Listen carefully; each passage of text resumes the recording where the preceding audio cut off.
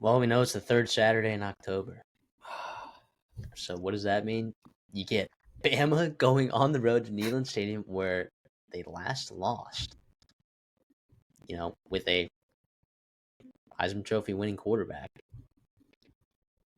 Tennessee's catching What? two and Oh, a half. Hendon Hooker. Oh, Hendon Hooker, the Heisman winning Yeah, quarterback. well, could have been if he Sh- didn't get hurt. Dang it. At least should have been in New York, man. At least should have been in New York. Hope some Tennessee fans. I'm sure they're passionate about that. Tennessee's catching 2.5 here. All right, Tennessee has not been playing good football. Alabama's not been playing good defense. Something has to give. What's it going to be? In the coaching matchup here, right, you got two great offensive minded head coaches that are going to be pretty dialed in. My concern for Alabama is lack of a run game, having to rely on some explosive plays, not sustaining drives. My concerns for Tennessee offensively, Nico. We know that they can run the ball. And Alabama, honestly, has done a good job stopping the run for the most part this year. Say what you will about their defense and giving up explosive plays, giving up third downs in key situations, penalties on third downs, fourth downs. Say what you will about those. But Alabama has been able to stop the run at a pretty decent clip this season. I went back and forth so many times with this game. I think there's so many different ways that this can play out. Does Bama's defense get right? I mean, heck, Tennessee made Arkansas's defense look awesome, and they are pretty good. Tennessee made Florida's defense look friggin' awesome, and they're getting a little healthier and a little bit more improved as the season goes on. What is this going to look like against this Alabama defense? I don't know. But what I do know is that Tennessee's catching points at home. I'll give me Tennessee. I'll take Tennessee in this game plus 2.5. I'll take it to win straight up, and I don't like it at Yeah, all. I was And gonna I say. I hate it so much because Jalen Monroe can just do a lot for you, and every point matters. Tennessee, a team that I thought was going to be better at explosive plays against certain teams, okay, Arkansas, Florida, haven't really shown that. Are they going to have explosive plays against Alabama? They certainly could.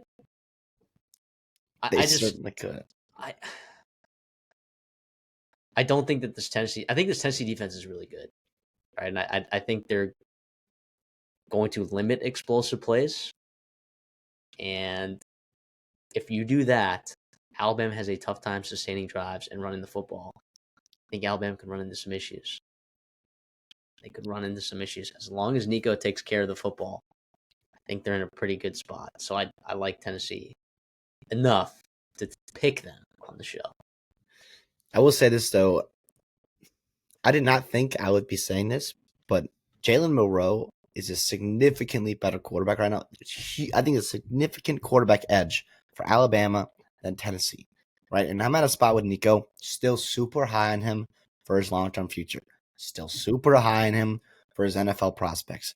But at this point right now, I think we have to be like, okay, he is who he is right now until proven otherwise. It's not like, oh, you see this throw here and there, and oh, you see the flashes there. If he can only do it consistently. Well, he hasn't done it consistently, and it's costed them. And they've really relied upon Dylan Sampson to get them going. And I was impressed with how physical Alabama was, honestly, with South Carolina in that front seven. Yes, Raheem Sanders had a couple of nice runs, but other than that, most of South Carolina's rushing yards and different opportunities they had, a couple times it was Sellers just making plays on pass plays, and he was extending the plays, breaking down the pocket and getting the first down there. And Nico absolutely has that in him. This is the one game of the week where I have zero feel. I'm not touching this with a 10-foot pole. If you told me a couple weeks ago, oh, Alabama minus 2.5, yeah, absolutely. Let's take that. But both teams, man, have just been struggling. What's going to give? What is going to give in this rivalry game? What's going to give on the road for Alabama? First time Bama's gone on the road since Vanderbilt, right? And then also Wisconsin, and they played Wisconsin, with a backup quarterback who was really struggling at the time, and obviously a much less talented team than this Tennessee Volunteer roster. Like you said, Bama struggled to run the football, and Tennessee gotten after teams. Now, and they kind of yes, I think Jaquan Jackson kind of got hurt against Tennessee, right? And so did Taylon Green. So they ran the ball well, but not like an elite clip like they have earlier in the year. That's got to be so important here, man. Limit explosive plays.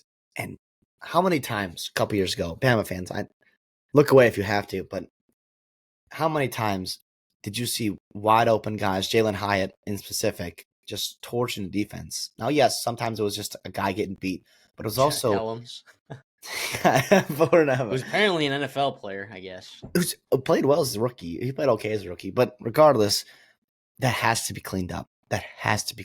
And nothing that has happened this year has given me any faith that Alabama will be able to stop it unless Nico is inaccurate with his deep throws, right? And if you're just relying on quarterbacks to miss throws, that is not ideal. Now, here's the thing. Alabama absolutely has the talent and the athletes. I hope Damani Jackson came back healthy in that game. He made the big interception, obviously. So you're hoping you can get healthy there at cornerback and to limit some of those explosive plays. You're hoping some of the veterans, right, like Malachi Moore, who's seen this offense now for a couple years now, can, give him a chance here. And also with Kane Womack, you have a different scheme coming in for Tennessee. So Tennessee is not able to just scheme around Nick Saban, which they kind of did, and they did a very good job at when they had the quarterbacks and weapons to do so. I also think here Tennessee lacks elite wide receivers, especially as deep threats. And that's also not their scheme can absolutely take advantage of Alabama. But if you want to talk about just like players making plays and beating coverages, that's one thing I do worry about for Tennessee. With that being said, give me Alabama minus 2.5. I think there's a coaching edge, right? I think there's a At the coaching head edge. coaching position, yes. Probably. And yes, we'll see about the defense side too there. And then I think there's a significant quarterback edge. Other than that, honestly, other than probably Dylan Sampson, right? These teams are pretty similar. There's a lot of elite pieces here and there. They got talent here and there. And by the way, too, what offense Tennessee has played has been able to exploit their secondary, who, yes, I know they've looked good, right, at times, but that was a real concern for me coming in the season. And that was actually the reason why I didn't take their over, because it scared me. And I saw some teams, especially on the back half of that schedule, that could take advantage of that. And I think Alabama absolutely can. We know what they did at Georgia. We saw what they did at Vanderbilt. At times against South Carolina, when they could block them. Can they block James Pierce?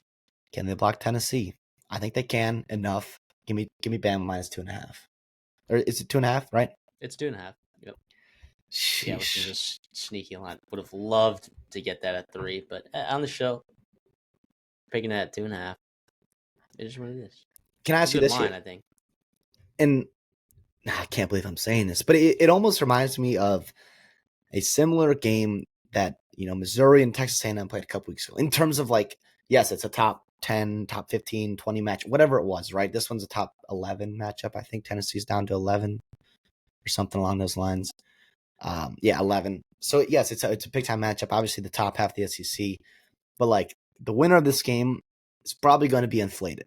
Now, here's the thing: if Bama, right, figures out defensively and stifles Nico and this offense, I think that you got to give them credit, and you got to give credit to Tennessee too if they find a way to get a win here at home as well.